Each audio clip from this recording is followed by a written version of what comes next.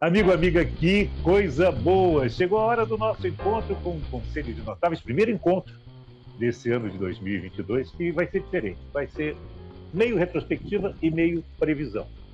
Vamos saber o que eles acharam de 2021 e o que eles esperam de 2022, esse time de amados amigos, queridos professores nas matérias que a gente coloca aqui para conhecer mais e aprofundar mais.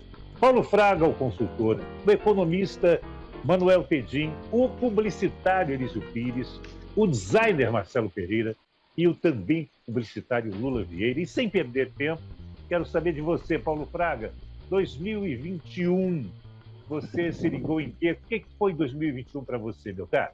Eu vou escolher dois pilares básicos. Um, que foi a questão da pandemia, né? Foi um ano muito duro para nós aqui no Brasil e para o mundo não foi diferente, né?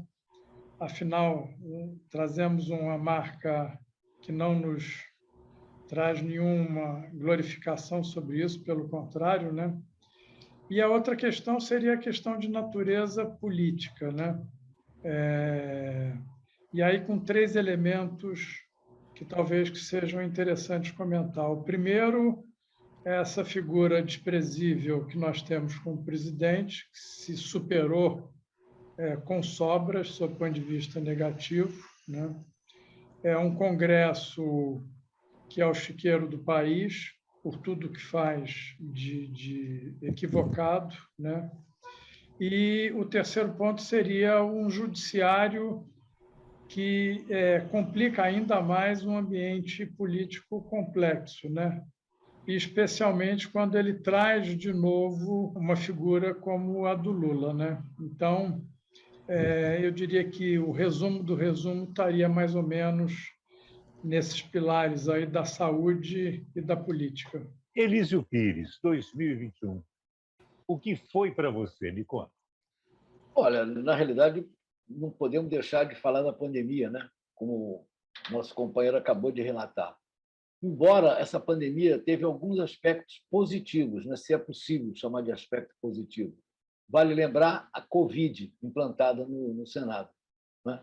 Que revelou, né, todas essas loucuras cometidas pelo presidente da República, esse débil mental, né? E revelou alguns nomes muito importantes. Vou citar a Simone Tebet, por exemplo, né, que teve uma excepcional participação durante a Covid e conseguiu projetar o seu nome com certeza absoluta.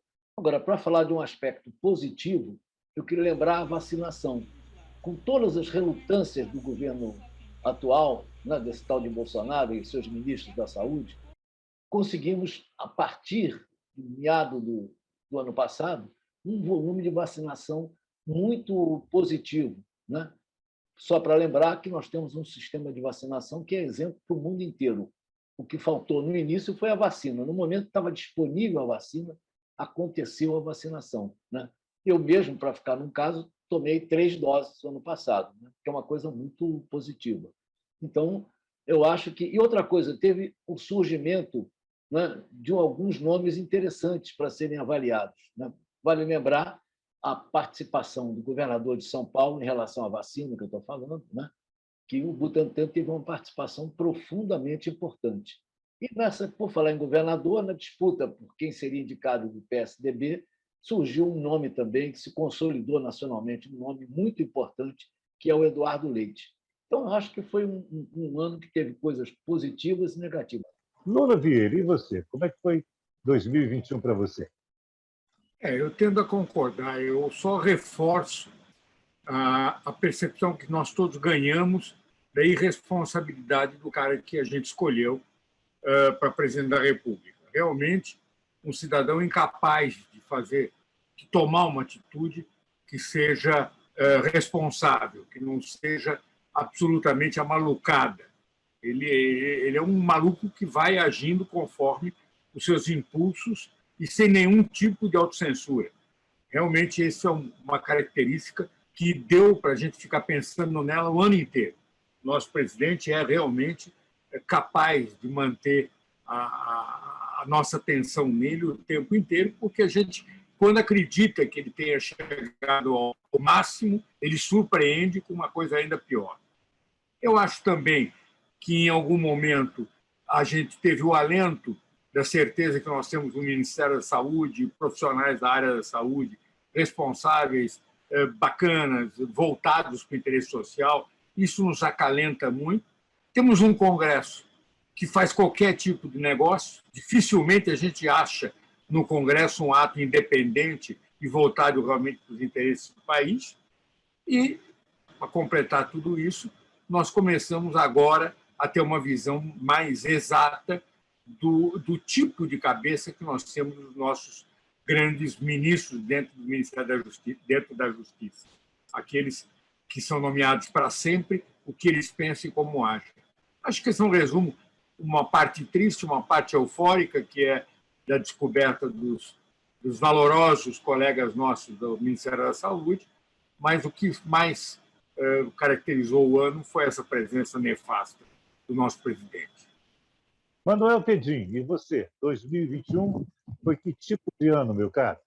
21 foi um ano, eu acho que terrível ainda. Começou, enfim, com a piora, teve a segunda, terceira onda nos Estados Unidos, foi terrível da Covid, na Europa foi devastador, morreu muito mais gente em 21 do que em 20.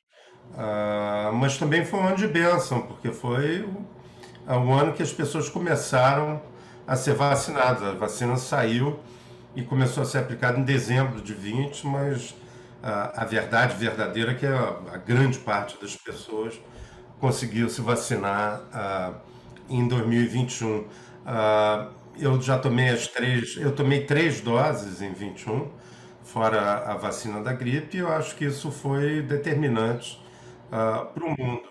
Mas também marcou a grande desigualdade, né, que deixou mais aparente o grande desequilíbrio entre o mundo desenvolvido, o mundo rico e o mundo pobre. A África, enquanto o Brasil já tem quase 70% das pessoas com 2 doses, a África inteira está com menos de 10%. Eu nem sei o número certo, mas é baixíssimo. Tem países que não tem nem 3% das pessoas vacinadas. Isso é um tiro no pé para os ricos, mas é uma grande tragédia para os países pobres. Enfim, há alguma esperança agora em 2022 dessa doença começar a ficar menos letal, já está muito menos letal, e ficar, enfim, e desaparecer e virar uma gripe comum, se Deus quiser. Mas foi um ano marcado também com grandes ameaças, a grande ameaça à democracia americana, uma tentativa real de golpe, né? As pessoas não falam assim, falam como se fosse uma aventura de meia dúzia de malucos, mas não foi não. Quer dizer, foi sim também, mas foi uma coisa que foi cozinhada e foi incentivada pelo Trump, que tinha perdido as eleições. Agora, com o resultado da CPI, da pequena CPI, que pequena, entre aspas, CPI que está tendo na Câmara dos Deputados, estão aparecendo coisas assim bem fortes. Ontem saiu que, de primeira mão, pessoas que estavam lá, que assistiram, contaram na CPI que até a filha do cara, Ivanka Trump, foi lá 2 vezes, pediu para o pai parar com a barbárie, e ele não fez nada, ele se recusou a agir. Quer dizer, está muito bem caracterizada a esperança de um golpe e a tramóia para dar um golpe na democracia americana. Claro, lá as instituições são fortes, é muito difícil isso acontecer, mas foi um marco importante que vai mudar as instituições americanas, eu não tenho dúvida nenhuma. O Brasil, essa mixórdia do Bolsonaro, já chamaram de débil mental, já tem... Os nomes são muitos, né? Aliás, está na Bíblia isso, não está, Barbosa? Tem muitos nomes, né? Um bocado deles. E não posso deixar de dizer que, com a retomada econômica, quando a Covid amenizou da fase mais grave, agora está tendo esse surto, mas que é muito menos letal, houve um desequilíbrio, uma sincronia, digamos assim, da logística no mundo inteiro, dentro dos países, mas também entre países, e uma desincronia na produção de insumos. Isso gerou falta de produto no mundo inteiro e gerou inflação. Então, o mundo está vendo um surto de inflação que não via há mais de 30 anos. É uma coisa que é importante. Esse ano que vem, agora de 22, deve amenizar também, mas é uma coisa importante o mundo com inflação de novo, uma coisa que não se via há muito tempo. Marcelo Pereira, para fechar, 2021, o que foi para você? Me conta. Eu, pessoalmente, o ano de 2020 foi muito pior do que 2021. Passei incólume em termos de saúde e tal, mas de uma forma geral da vida foi mais duro até do que 2021 para mim, 2020. 2021 acho que foi um ano meio de lenta recuperação, né? Tanto da economia quanto da vacinação, enfim. E o mais importante, assim, na proporção inversa da vacinação, acho que é a desmoralização do nosso presidente, né? Tu começar a sentir um negócio esquisito lá, tu segue aí a receita do ministro Mandetta. Você vai para casa, quando você tiver falta de ar, você vai para o hospital. Ele, ano que vem, não passa. Eu acho muito difícil. Claro que ninguém pode baixar a guarda, mas acho que tudo que a CPI, né, mostrou, todo o histórico da doença, né, e todas as sandices que ele falou e cometeu ou deixou de cometer, tentativas de golpe, ficou tudo muito escancarado, né? Perfeito. Então, repassado o nosso ano de 2021, vamos agora olhar para frente, vamos às previsões, vamos ao... Se liga. Pois bem, Manuel Tedinho, vou começar por você, meu caro. Se liga em que em 2022? A maior esperança para 2022 é que o Bolsonaro seja mandado embora para casa, demitido, em grande volume, assim, com mais de 60% dos votos. Vai ser isso para mim vai lavar minha alma, vai ser uma coisa muito, muito boa. Eu acho que vai acontecer, espero que aconteça, tudo indica que sim. Mas vamos ver, a gente precisa trabalhar nisso, quer dizer, não podemos bobear, precisamos, enfim, garantir que isso aconteça. É muito importante que todos nós, enfim, faça o esforço de conversar com as pessoas e tal, para que essa novidade aconteça, esse alívio para a nação. Outra coisa, eu acho que a grande dúvida é o que vai acontecer com a economia. O Bolsonaro continua segurando a gente para baixo, as bolsas do mundo inteiro subindo, obviamente com as exceções clássicas da Turquia e tal, que tem outro imbecil lá, quer dizer, a imbecilidade tem em muitos lugares, não é privilégio só do Brasil. Mas enfim, a economia deve retomar um pouco, vai ser muito menos do que poderia se não tivesse o Bolsonaro. A inflação vai dar uma amenizada no déficit público, mas em contrapartida vai tirar dinheiro do pobre, principalmente do pobre. O Brasil todo vai ficar mais pobre, mas o pobre vai sofrer mais. A minha esperança é que esse Covid acabe de vez, quer dizer, vai virar endêmico, vai virar uma gripe normal e pronto. A gente se livra dessa porcaria que eu já estou meio de saco cheio e tem muita gente sofrendo com isso, né? Quer dizer, as vozes que entrem nesse processo eleitoral e, de uma maneira geral, os formadores de opinião comecem de uma maneira mais contundente falar que, enfim, vender ou trazer à discussão a necessidade de parar com essa radicalização, de que as pessoas podem pensar diferente da gente, que a gente só cresce na diferença, a gente só aprende coisa que a gente não sabe e, portanto, a gente tem que ser convencido das coisas, mas com calma, sem baixaria, sem tapa na cara, esse tipo de coisa, né? Quer dizer, eu espero que a gente volte à média, né, pelo menos um pouco mais para os tempos mais civilizados do que a gente está agora. Elísio Pires, se liga em que em 2022? Tenho certeza absoluta de que 2022 será o ano que vai consolidar a expressão mundo digital como uma redundância, porque a partir de 2022 o mundo será digital. Vou dar um exemplo inicial. Quanto é que estão achando que ficou o valor de mercado da empresa Apple. 3 trilhões de dólares. Isso é mais do que a economia brasileira. A Apple. Não, é só mais isso do que... aí. Não, peraí, mais do que É o dobro do PIB brasileiro. Do PIB brasileiro. Então, só isso já era uma coisa definitiva. Só para lembrar, a palavra símbolo do ano que vem, isso é uma previsão que eu estou falando, evidentemente, não tenho essa informação tão grande, mas a minha previsão é de que a grande palavra símbolo será o metaverso. O que consiste basicamente o metaverso? A convivência do mundo digital com o mundo real.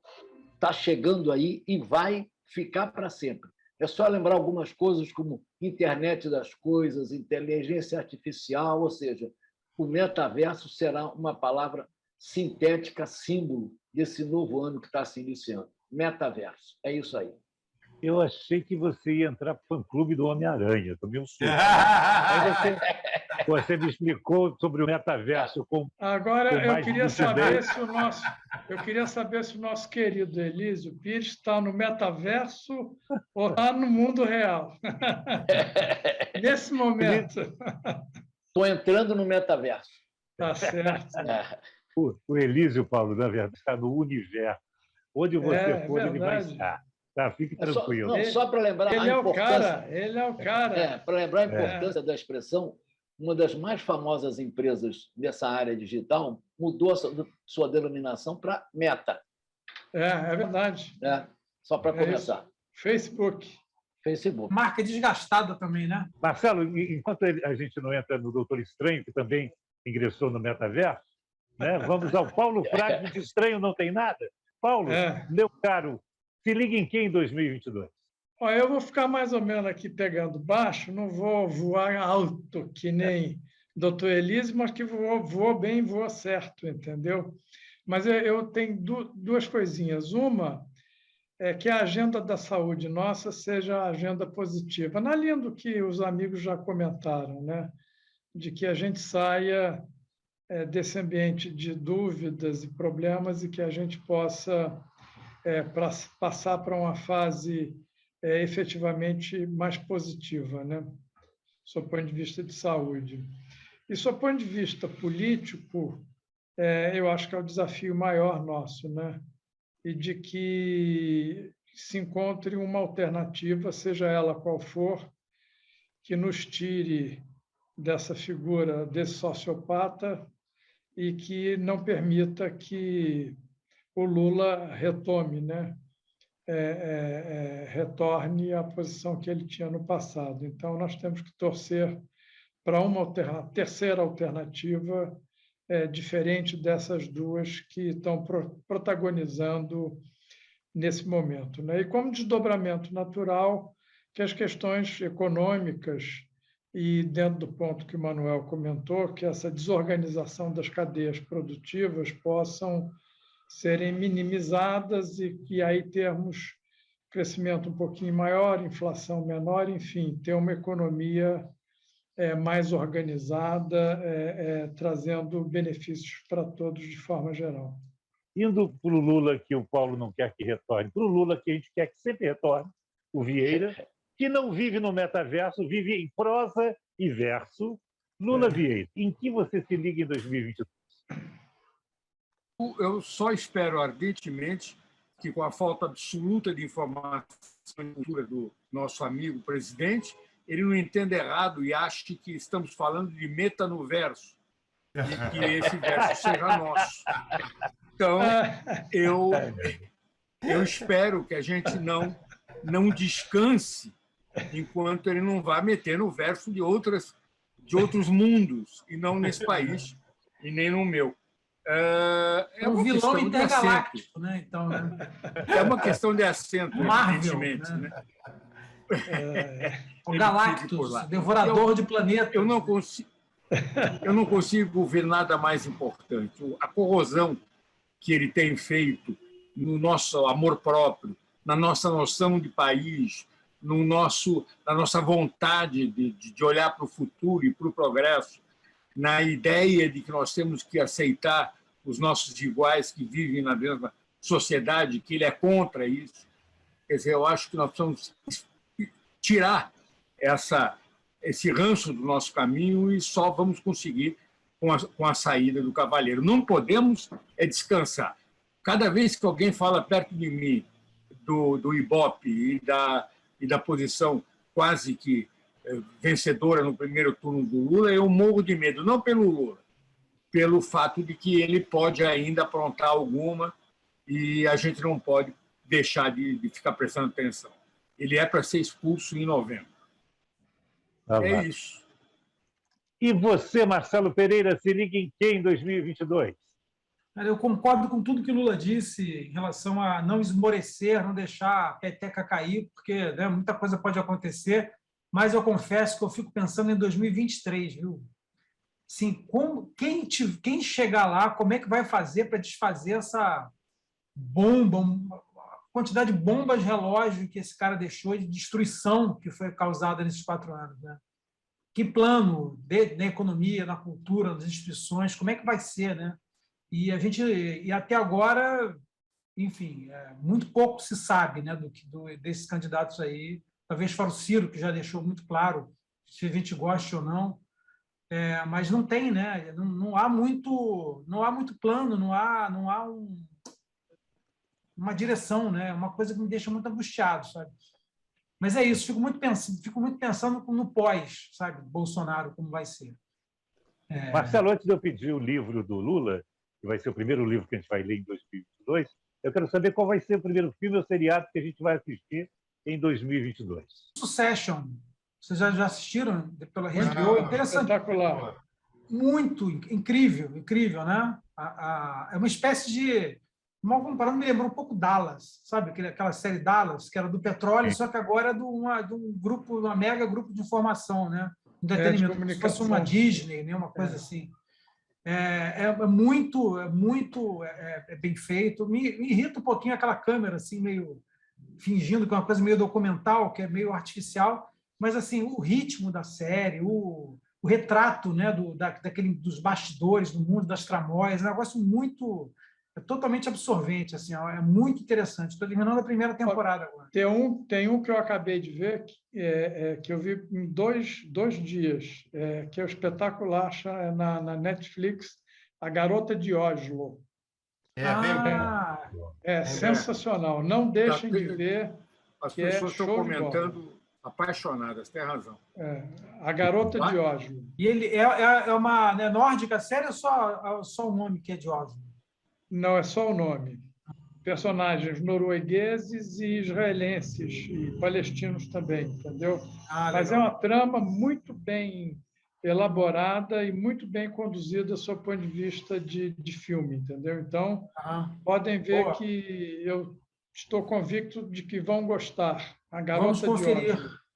Conferiremos. Então, para fechar, Lula, qual o primeiro livro que a gente vai ler em 2022? Me conta.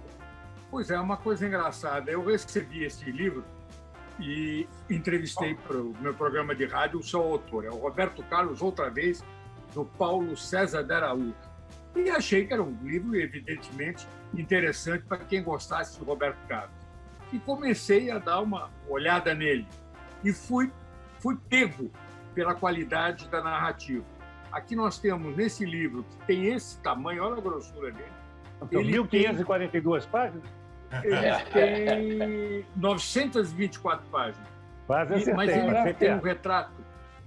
Ele tem um retrato muito interessante do panorama musical, da cultura brasileira e da vida de Roberto Carlos, que é uma vida muito rica. Mas o livro não se perde e faz um retrato muito bom do meio artístico brasileiro, da música brasileira. É um livro que me agarrou e eu, no fim, acabei lendo esse monstro aqui, coisa que eu jamais imaginei que faria com uma biografia do Roberto Carlos. Esse livro é daquele mesmo autor que o Roberto Carlos não queria deixar, né? Exatamente. Esse é uma 10 anos atrás.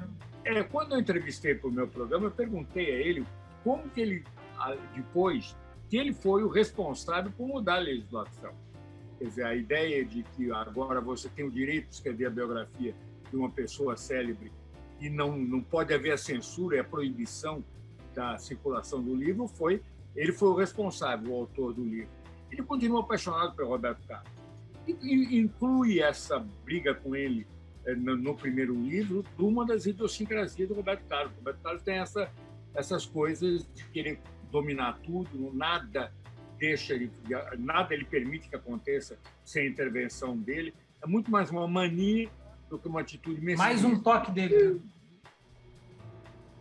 Mais um toque dele. Verdade. Agora, o livro é muito bom, é incrível dizer isso. Este calhamaço e dessa história, que apesar dele ser maravilhoso, Roberto Carlos, você não imagina que ele mereça uma leitura de tantas páginas. Merece sim e vale a pena.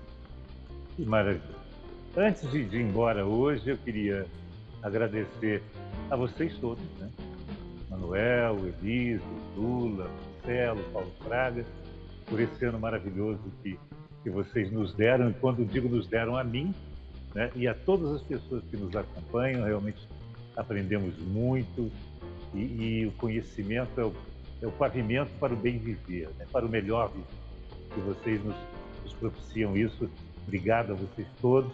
Obrigado ao Roberto Campos, que torna essas nossas conversas muito mais atraentes, mais agradáveis e mais apetitosas. E obrigado principalmente a você que nos acompanha toda semana.